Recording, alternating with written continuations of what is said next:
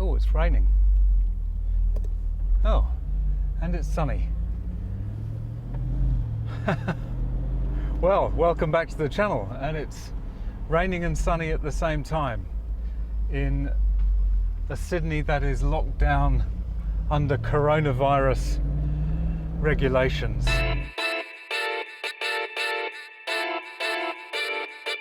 So I'm self-isolating in my car. I think that's allowed, as long as I don't get out and talk to anyone. So anyway, welcome back to the channel. Welcome back to the SL55 AMG. And to stop myself going stir crazy, I decided to do some videos slightly different from what we've had before. I'll tell you a little bit about that in a minute, but for those of you that are new to the channel, my name's Simon. I've got a back catalogue of about 160 videos featuring various cars, a Maserati Gran Turismo, a Mercedes CL65, this SL55 AMG, and most recently a Ferrari 360 Modena. It'd be great to have you as a subscriber. So I thought while we're in coronavirus lockdown, it would be interesting just to have a few little conversations, I'm calling them my Corona conversations, with you guys about issues that are kind of tangentially related to cars and automotive matters and things like that. Things that I have an interest in and hopefully will be of interest to you as well. Before we get on to today's topic, I just wanted to update you on the Ferrari 360 Modena, which is currently at North Shore Ferrari Maserati service, being quoted up for some work on the transmission and the differential.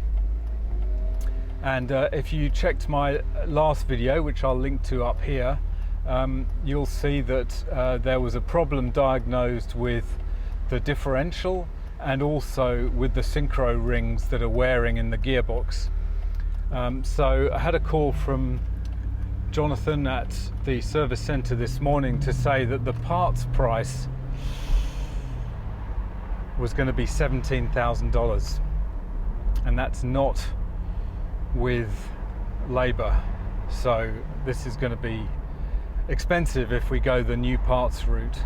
But he did suggest that there was a possibility of getting access to a salvage 360 which was involved in a fire. So I'm waiting back to hear from him as to whether that car might be available just to do a straight swap of the gearbox and differential, because it's a transaxle based unit. They basically come all in one, and that might be the quickest option and cheapest option to solve this problem. Yeah, look, on to today's topic. Before we start, I'll just give you a little bit of background about my history with this particular subject. I think it was 2007 when I first got interested in the subject of climate change and the action that various countries were taken to supposedly mitigate or deal with climate change. And in particular, it was around the time of the Kevin Rudd government. 2007 came in, and their policy was to introduce an emissions trading scheme in Australia. And I think my initial thoughts towards that was that it was a crazy thing for a resources rich country like Australia to do, given that our industry is based around exporting and mining of coal, and we produce around that time about 1.3% of global emissions. So even if we reduced our emissions to zero overnight, it would have made no difference to the climate or to global CO2 concentrations. My background is in engineering. My first degree was in engineering. Whilst I don't claim to be an expert in climate science, I do have a science background, and I do understand how empirical and scientific method should proceed. And my initial feeling was that this was a crazy thing for Australia to do. not just because we had such a small amount of contribution to the global CO2 emissions, but also because I was very concerned that there had been so much political motivation in the climate and environmental arguments that were being made. In particular, there was a very strong input from the green movement to put climate measures in place. These were being conflated with pollution, particulate pollution, which I'm fully in favour of being reduced. But we're talking about CO2 here, colourless gas, which is harmless and essential for all plant life on this planet. So there were issues here which I was not particularly comfortable with, and I actually started writing a blog which I wrote for about a decade, and I'll link to it down below. It's called Australian Climate Madness. It actually won a couple of awards for blogging back in the day. It was really just a place where I could vent my own frustrations with the climate dogma that I was being forced to accept by the mainstream media, and a way for me to formulate my own thoughts on whether these arguments had any merit. So take a look down at the link. It's still all up online, australianclimatemadness.com. I've no idea how many posts I did over the 10 years I was writing it, but I would post most days, and so that's quite a lot of material. Check it out. I'd be interested to hear your thoughts on this, because it's a subject which motorists, we as motoring enthusiasts, it's directly relevant to us, because our passion being internal combustion engine cars, and the banning of the petrol engine, which is happening in the UK very soon, 2035. It's really not that far away. I think it's 2035. It's really not that far away, 15 years. Personally, I don't think EVs can possibly replace petrol cars by 2035. But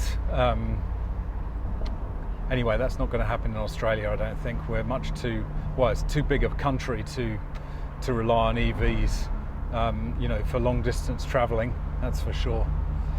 But in particular relation to the COVID-19 crisis, it's been really interesting to watch climate change completely disappear from our headlines, from our newspapers, from TV screens, from media in general. And it's been usurped, it's been taken over really by a crisis which is far more urgent and far more serious for mankind. Groups such as Extinction, what are those stupid names? I've got a complete mental blank, but whatever they're called, Extinction Revolution or whatever, they claim ridiculous factoids that the climate is going to make life on Earth uninhabitable in 12 years or even 20 years or even 100 years. It's all utterly ridiculous, and the rate of warming has been slowing for the last 20 years, and to be honest, we don't know whether that is natural cycles or other factors or cosmic rays. We have so many unknowns in our climate models, and they've been tweaked really to explain away the temperature rise that's happened post-war. Personally, I'm very suspicious of the way those climate models operate. There's far too much influence placed on CO2. I'm not a climate denier. I do believe that our climate is being affected by CO2, but I also believe that there are solar and cosmic effects which we are ignoring, because we can't tax those.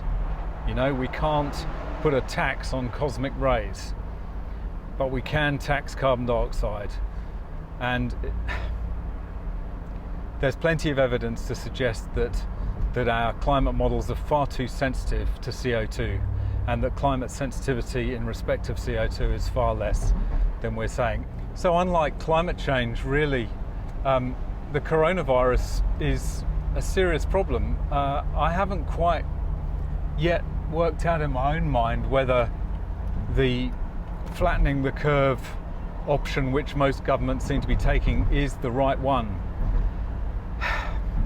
It's difficult because the seriousness of coronavirus is on that cusp between it being very insignificant on one hand and being no worse than the average flu, but there are elements to coronavirus which are far more serious than flu.